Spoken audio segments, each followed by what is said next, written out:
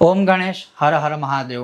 શ્રાવણ મહિનાનો આ ચોથો સોમવાર અને એક મુઠ્ઠી વ્રત એટલે કે એક મુષ્ટિ વ્રત જેને આપણે કહીએ છીએ, અને દર સોમવારે એક એક અનાજ એક એક મુઠ્ઠી ભરીને શંકર ભગવાન શિવજી ઉપર અર્પણ કરવાનો વિશેષ મહિમા છે, જેને એક મુષ્ટિ વ્રત કહેવામાં આવે છે। તો આ વખતે આ સોમવારે આપણે એક મુઠ્ઠી ભરીને કયું અન્ન ભગવાન શિવજીને અર્પણ કરવાનું છે એ આજે આપણે સત્સંગ કરીશું। એ વખતે શું બોલવાનું, એનું ફળ કે મહત્વ શું છે, આજે આ વિષય વિડીયોમાં હું તમને પ્રેક્ટિકલી બતાવીશ। જો તમને આ સત્સંગ વિષય વિડીયો પસંદ આવે લાઈક કરજો, શેર કરજો ને ચેનલ પર નવા હોય તો સબસ્ક્રાઈબ કરજો। ચાલો સત્સંગ શરૂ કરીએ। તો આ વખતે એક મુઠ્ઠી ભરી અને ભગવાન શિવજીની ઉપર એક મુઠ્ઠી જવ અર્પણ કરવાના છે, અને જવ અર્પણ કરતી વખતે બોલવાનું છે ઓમ નમઃ શિવાય, નમઃ શિવાય અથવા તો ઓમ નમો ભગવતે શિવાય સ્વાહા।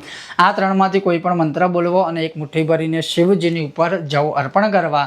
આ કરવાથી દરિદ્રતામાંથી મનુષ્ય મુક્ત થાય છે, બીમારીઓમાંથી મુક્ત થાય છે અને અમોઘ રીતે ભગવાન શિવજીની કૃપા પ્રાપ્ત થતી હોય છે। તો ચાલો હવે તમને બતાવું કે કેવી રીતે આપણે શંકર ભગવાનને એક મુઠ્ઠી ભરીને આ જવ અર્પણ કરી શકાય। ભગવાન શિવજીને આ રીતે અર્પણ કરવાના છે। આ સોમવારે જવ મેં થોડા ઘણા જવ લીધા છે મુઠ્ઠીમાં, અને આ રીતે શિવજીની ઉપર અર્પણ કરવાના। એક મુષ્ટિ વ્રત છે તો શિવ કૃપા પ્રાપ્તિ માટે આ રીતે શિવજીને અર્પણ કરો, અને એ સમય પછી બોલવાનું છે આપણે ઓમ નમો ભગવતે શિવાય સ્વાહા, ઓમ નમો ભગવતે શિવાય સ્વાહા, ઓમ નમો ભગવતે શિવાય સ્વાહા, ઓમ નમો ભગવતે શિવાય સ્વાહા। આ રીતે ભગવાન શિવજીને જવ અર્પણ કરવાના।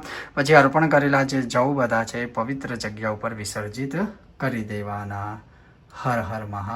તો તમે જોયું કે કેવી રીતે એક મુઠ્ઠી ભરીને ભગવાન શિવજીને આપણે આ જવ અર્પણ કરી શકીએ છીએ, અને એ કરતી વખતે આપણે શું બોલવાનું અને એનું ફળ શું હોય છે। તો આ હતો આજનો નાનકડો સત્સંગ। જો તમને આ વિષય વિડીયો પસંદ આવે લાઈક કરજો, શેર કરજો, અને ચેનલ પર નવા હોય તો સબસ્ક્રાઈબ કરીને ઘંટીનું ચિહ્ન દબાવજો। પાછા ખૂબ જ જલ્દી મળીશું નવા વિષય વિડીયો સાથે। ત્યાં સુધી તમે જોતા રહો ચાલો સત્સંગ કરીએ મારી સાથે।